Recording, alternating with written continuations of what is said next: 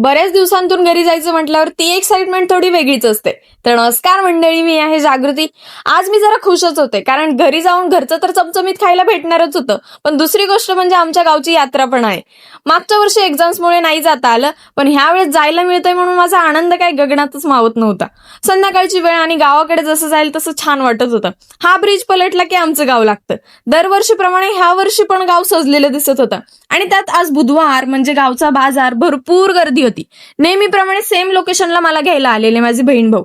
मला इकडे प्रवास करून इतकं दमल्यासारखं झालेलं, आणि त्यात त्यांचं काय, चल बस बाजार घेऊन येऊ आणि मग घरी जाऊ.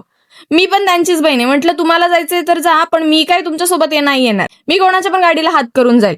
गाडी पण मिळाली, ते पण घरापर्यंत. इकडे आमच्या मंदिराची भिंत पाडलेली पाहून मी जरा शॉकमध्येच गेलेले.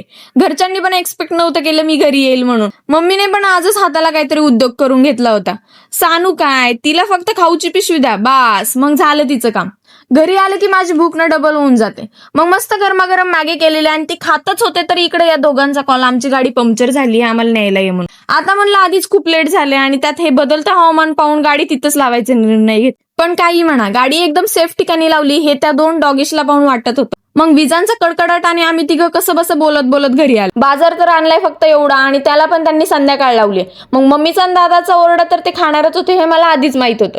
एक्सपिरियन्स आहे हो. नेहमीप्रमाणे मी आले म्हटलं पाऊस तर येणारच होता, पण ह्यावेळेस तर गारांचा पाऊस झाला. चला बाय, भेटूया उद्याच्या व्लॉग मध्ये.